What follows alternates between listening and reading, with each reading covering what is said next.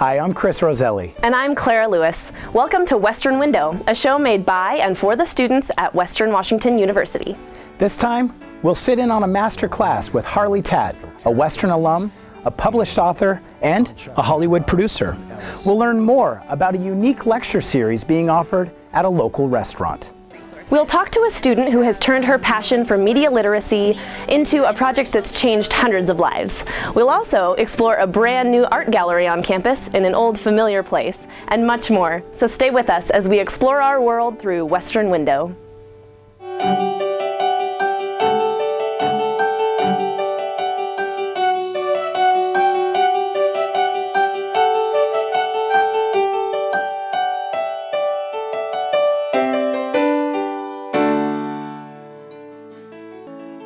It's tried and true advice to beginning authors everywhere. Write what you know. And when respected and experienced Hollywood producer, director, and Western alum Harley Tat tried his hand at the written form, he set his first novel right here in Bellingham. We got a chance to sit in on his master class. Your education, I think, completes you as a person. And adds to you as a person. Because you don't want to walk into a set and go, you know, what's a tripod? You know, or what, you know, you've got your XLR jacks coming into these things, or your lav mics, or at least you have like a base knowledge of what this stuff is, how it works, eye lines, everything that you guys are learning here, which is fantastic. That stuff is, whether you're Steven Spielberg or doing a bad reality show, it's all the same. You know, I've worked in Hollywood for 20 years, and in film, and in books, and in TV, and I started as an intern, working for free.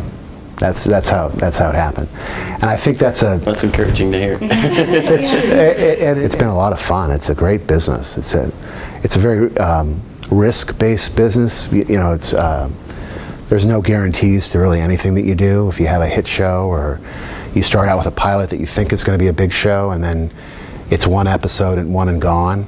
And then you have shows where you go, oh God, you know, I'm doing a dating show or something like that. You know, what a nightmare. And it goes on, and it's 2,000 episodes. So they're just everybody's just, and myself, we're all just throwing paint on the wall. You know, nobody really knows anything. But when it works, you're a genius, right? Mm-hmm. And it's all about the characters. Pawn Stars, the characters, that family. And that's the key to content right now. The talent is out there, and whether you're 10 years old or 30 years old or 50 years old, talent is talent, and good content is good content. Because creativity is not something you can really put your finger on.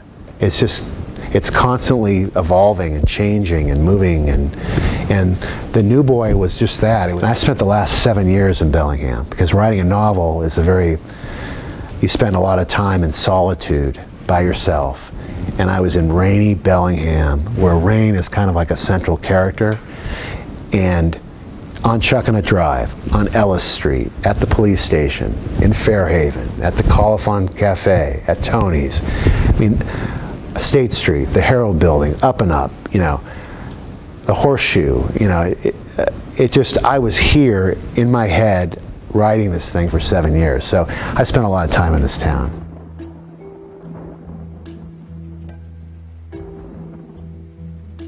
The New Boy is a book that takes place here on campus, and it's a kind of a dark mystery thriller based on the rugby team here, the Warthogs.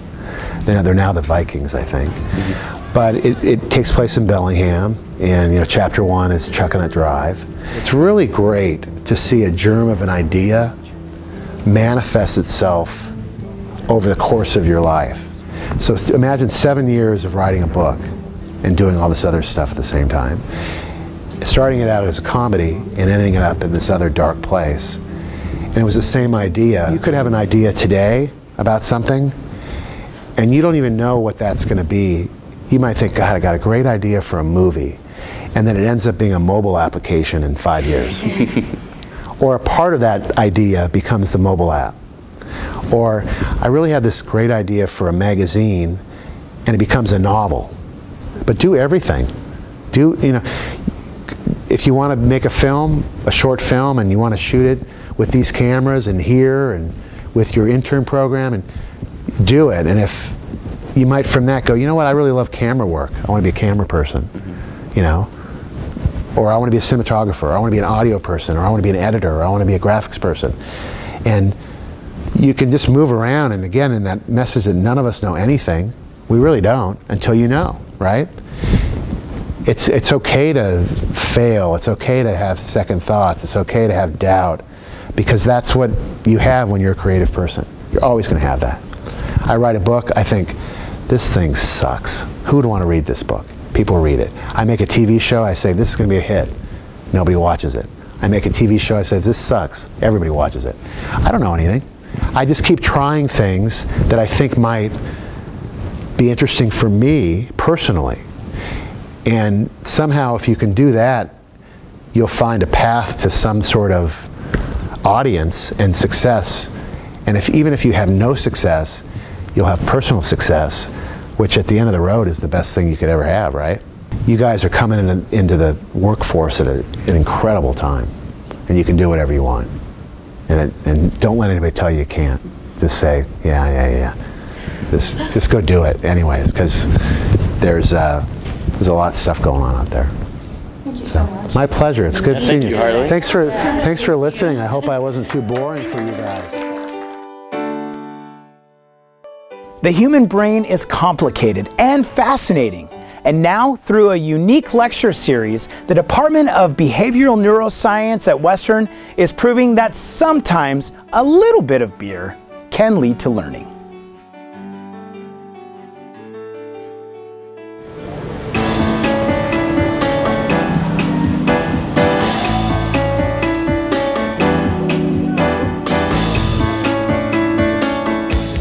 The neuroscience program was officially opened in the fall of 2005. It was really in response to large student interest in developing an interdisciplinary major here that would bring together the disciplines of biology, psychology, and chemistry. I think it was a couple years later that the idea for the Neuroscience on Tap event began to percolate. Well, when I first came to the first one, it was just like stated as a roundtable discussion. I didn't really know what to expect, but I thought it was really nice that the community was involved, and it was a huge environment above the Glow nightclub and couches and stuff, and a very casual lecture about some very interesting topics. So the role of the faculty member is not so much to present a seminar in an area of neuroscience, but rather to kind of lead the discussion and facilitate discussion on topics that are raised by the community members. There have been a couple of different Neuroscience on Taps covering all the way from the molecular aspects of learning and memory to some of the neurobiology of schizophrenia. Very recently, Dr. Betty, he's a counseling psychologist. He gave a program that touched on some of the counseling aspects, so covering some different sides of the same question.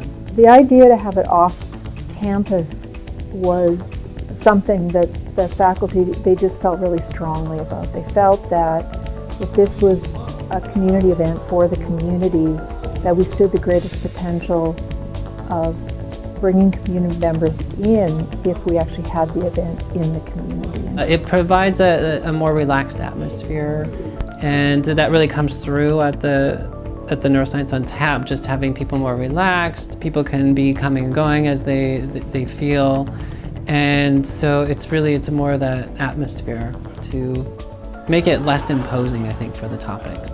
I think it's important actually to be doing things off campus to involve the community, because they can see what's going on campus and it's more accessible for them, but also it gives students a good break from being on campus so they can go learn in a different environment and learn a variety of things rather than strictly adhering to their specific major. And so it has remained a nice blend of community members and undergraduate students, and that's something that has its advantages, actually.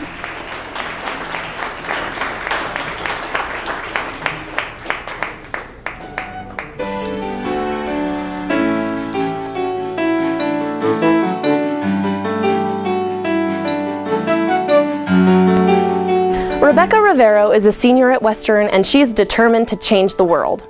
8 months ago, she started middlewomen.com, a blog and website that offers connection and resources to women around the world. But it's a project that goes well beyond education, straight into empowerment.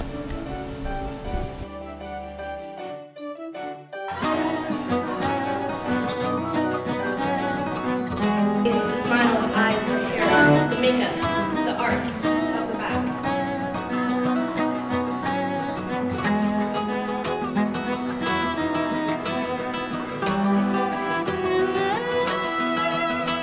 It's amazing just how much there is a need for what we're doing. So the idea of what Middle Women is, what the name means, is that every aspect of a woman, from her body to her identity to how she presents herself, her personality, falls somewhere on a spectrum. Least to most, biggest to largest, any spectrum you could ever think of. There's just as many of them as there are people. And I'm here to say that no part of that spectrum is any less valid than any other part. They're all beautiful, they're all amazing, we should embrace all of them. So what's amazing to me is that I could get this community of people together who wanted to give up their Friday night, not only to perform, because we have 12 amazing performers here who are going to tell a little bit about their story, but also there are dozens of resources behind me that, instead of doing whatever else they could be doing on a Friday night, are here trying to help people. I think that Middle Women is absolutely fabulous. When I first heard about it, one of the things that I noticed was how the whole website is based on the fact that you're not alone, and there are resources there that you can go to for help when you need them. When I was a freshman at the beginning of the school year, I struggled so much with anxiety issues and like slight depression because I was just in this new world and I didn't know what to do. And so when I found this, it was just amazing because I knew that other people who are going through the same thing that I am or I was could get help just, you know, at their fingertips. And I think that it's spectacular. I love how much this has grown. This process is wonderful, and I really hope that it continues to spread. If you go on middlewomen.com, you're going to see every phone line, every hotline you could need about any topic you could ever want to talk about. So that's one of the things we have listed.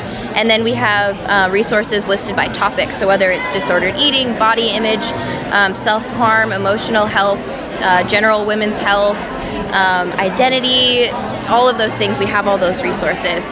And then we have the photos, of course, videos, either inspirational videos or music videos or however we can do that. And then articles, poetry, just a lot of different media because you never really know what's going to connect with somebody and just help them have a better day. With Middle Women Project, all the resources are local. So if you want to go and talk to somebody on campus, this is the place you can connect with them. There are some community members here. I think that majority of people here are definitely either go to Western, work at Western, or have been involved in Western at some point. But some of the resources definitely work with the greater community. So we have like Planned Parenthood here, we have DVSAS here, and multiple other resources that kind of work with everyone. So I want to say it's Bellingham, but it's mostly Western. I am a photographer for Middle Women nonprofit organization, and I'm one of the 4 photographers that are documenting the whole entire event. I have also taken some of the photos that represent Middle Women and that have been up on the website and up on the Facebook and Tumblr. It makes me feel better about myself. It does. It makes me feel really good about myself because, you know, as a woman, we go through so much. I mean, through the media and through, you know, people around us. Like, there's so many things that can make us feel bad about what we are and what we look like and you know, the shape we are. But it's just, this organization has showed me that like that doesn't matter. Like, you need to feel beautiful how you are, and so like I have. You know, I feel beautiful because I'm surrounded by people who feel beautiful. Everyone has beauty and everyone has the right to get that out in the world and to let it be seen. And that's what I want to do, and that's why I wanted to be a part of this. Rebecca's idea is brilliant, and it is a good thing for this world, and I hope it goes so far. I'd love to work on Middle Women for the rest of my life, unless there's some day that there's no need for it, which would be kind of nice, but until that day happens, I'm going to keep working on it. If we can keep that going and finding sponsors, I will do this again on Western's campus before I graduate in June, and then my plan is to really solidify it into a plan and take it to other campuses. I mean, other people can find people who want to share their story, and there are resources on every campus that just need some more recognition. So, yes. I will do it again.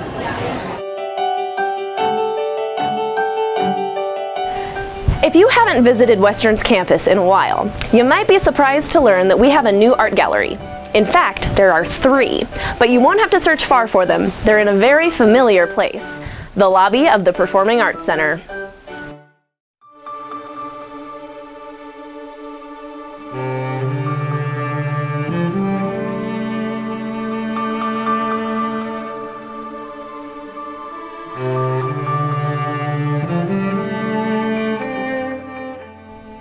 Virginia Wright is probably one of the top 100 collectors in the world.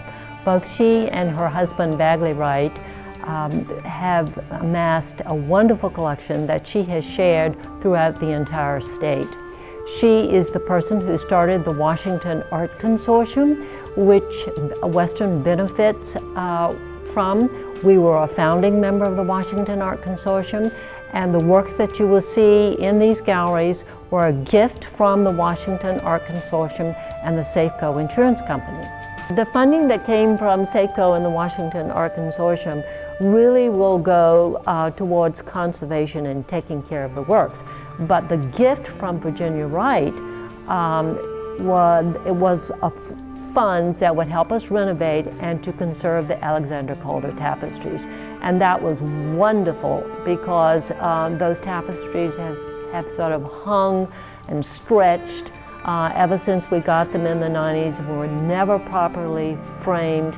And so we had a conservation workshop working with a conservator, luckily who had just moved to Bellingham, Jeff Brown, and he was willing to work with students in conserving the Calder tapestries. So the students learned a lot, and then in the end, we got beautifully framed works, conserved, cleaned, and they will be properly taken care of from now on. Once we got the 100 plus works here to Western, and we were beginning to renovate the galleries, I had to decide what I was going to put in the galleries.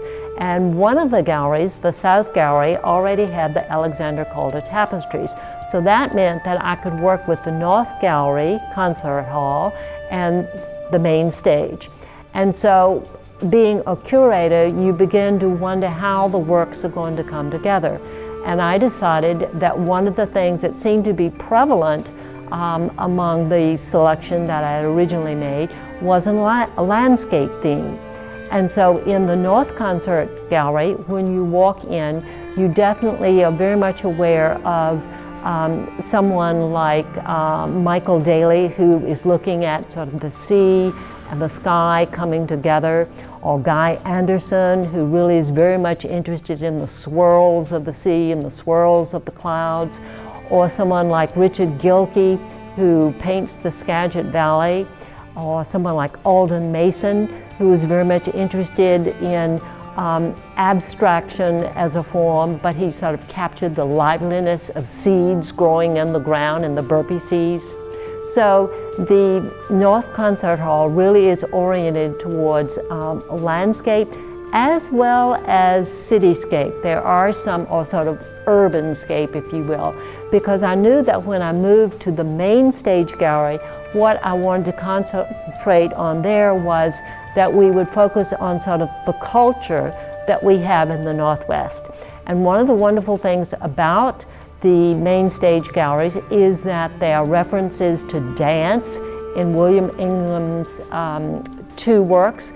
There is a color abstraction, an artist who focuses on the brilliant color patterns that we have. There is a 3-panel work by John Koenig, who it really is a poem, a 3-part poem. There are 2 wonderful works, one by Nancy Mee, who is very much interested in the icon of Venus, and then opposite that is a work by Dion Ray, and she shows sort of the Venus of modern day world in this very strong, sexy outfit.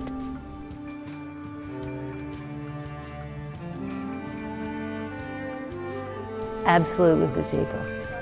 Well, it's this very strong black and white stripes. You know, you don't even see a zebra, but you see the skin of the zebra. And you're just caught up in this whirling black and white motion. Now I would say it's the Steve McClellan, which is right next to the Dion Ray, and it's called Modern Icon. And when you look at it, you can see all sorts of computer-oriented imagery there. So I think he's really caught what sort of modern-day world is about, with all of us being totally, our brains even being totally digitized.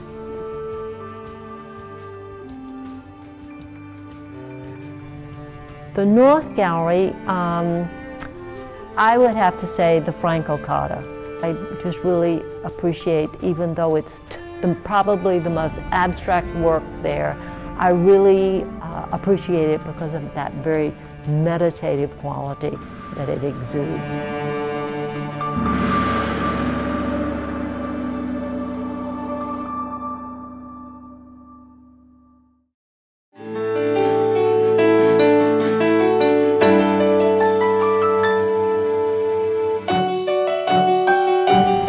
You may not know it, but less than 10 miles away from High Street is the Westby Equine Center, home to over 40 horses and the Western Washington University Equestrian team.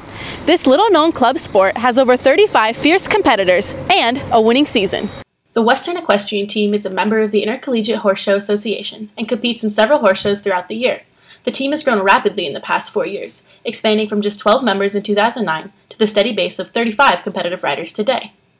What makes this even more challenging than showing horses, every time these young adults go to shows, they get on a horse as they're coming into the class. They don't get to get the feel of the horse or anything. They come in cold. They get to watch the horse warm up with its owner or handler. They come in cold, so they have to be very diversified to ride a lot of different horses. Their challenge is a lot greater than normal people who take lessons and ride their horses all the time. So to me, that makes them even more amazing. Our team has gotten what's called High Point Team, so we had the most points of all the teams for the weekend, and Reserve High Point Team at least 4 of the 5 shows. So yeah, we're ranked like really high right now. We're doing awesome. And the team has a message for those who think horse riding isn't a real sport. Come try it.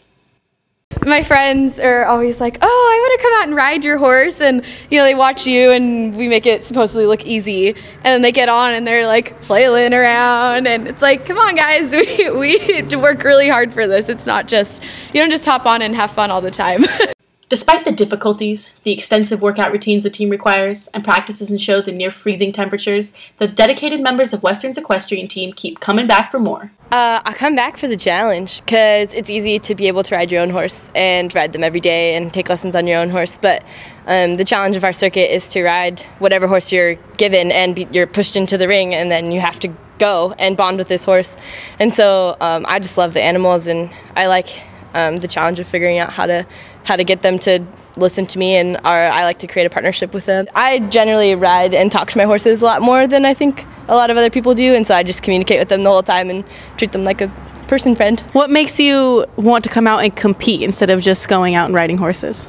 Well, I've done horse showing my whole life, and so it was really fun. And it's cool to like be on a team, and you get to compete with other people, and competing is always fun. So Alexa says what makes the sport special for her is the bond between horse and rider. It's an animal that you're working with. I mean, no offense to any other sports. I love all sports, but I mean, here you have an animal that could potentially kill you, who becomes your best friend.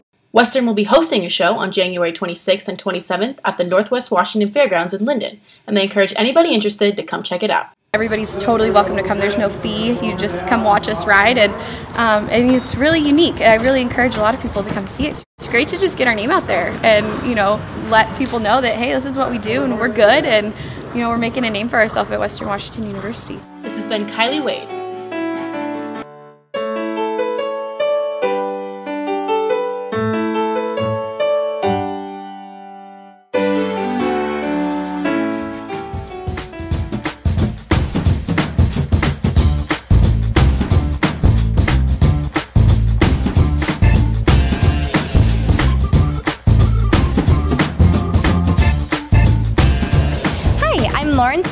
and today we are at the Western Washington University ballot drop-off. We're going to be asking students questions about that, how they feel about the democratic process and voting. Is this your first time voting? Yeah, it is. That's cool. Did you register here or did you register somewhere else? No, I registered here. So is this your first time voting? It is. Oh, that's yes, awesome. I'm a young one, so I'm finally legal. This is my first time voting for the president, yeah, so I'm 20. Is this your first time voting? Yes, it is, and I'm excited for it. A lot of people don't because they don't think that their one vote matters, but it does. And we were given our rights for a reason. We might as well use them and be active. And we're the upcoming generation, so we need to make sure we're doing what we need to do as much as we can. Last year, I was involved in Western Votes. I was also involved in our committee that puts together a legislative agenda that we go down to Olympia for. And then I ran for election, got elected, and I'm now doing this job, which helps with lobbying and fighting for student interests. People aren't going to respond to the things that we care about unless we vote, and unless we show that, unless we make higher education a voting issue, and we make sure that they're able to listen to us. And the best way to do that is to show that more than 15% of campus was registered to vote, which what happened here. We had the biggest voter registration drive across the state. So things like that, making sure that we're seen as a voting constituency and that we will vote for the things that we care about. Are there any issues that you're particularly passionate about? I-502, marijuana legalization. I'm in support of it because I think it ties into so many other issues like mass incarceration rates and just so many other deeper issues. Are there any issues that you were particularly passionate about this election? Oh, yes, marriage equality. It's very passionate. Many of my friends have partners, and I just feel like they should have the same rights as we do. I'm pretty passionate about 74. I am pretty passionate about charter schools because I am an education major at Western, so there's that. Revenue, I think, is a very important one, making sure that we actually have money to fund our higher education system, making sure that people have access to education or are able to actually go to school. I think that people should vote because there are too many places in the world where people can't vote or aren't allowed to vote and people are silenced, and I don't think that that's right. Vote, everyone needs to. It's very important. Okay. Your vote counts. Awesome. I hope everyone votes, and if you didn't get a chance to vote this year, please register to vote for next year. Everyone's voice matters. The governor's election a few years ago, was decided by literally just a few hundred votes. So if you think your voice doesn't matter, it does. Thank you.